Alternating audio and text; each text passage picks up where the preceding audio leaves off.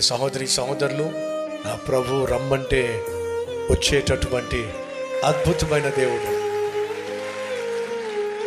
అర్ధరాత్రం లేదు, వేకువజామని లేదు, మధ్యాహ్నం అని లేదు.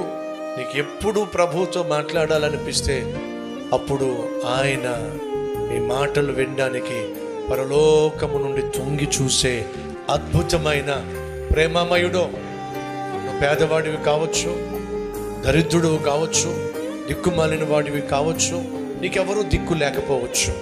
కానీ నువ్వు దేవునితో మాట్లాడుకోవాలి అని ఒకవేళ నువ్వు ఆశించి మోకరిస్తే ప్రపంచాన్నే పరిపాలించే దేవుడు నీ వైపు తీక్షణంగా చూస్తాడు.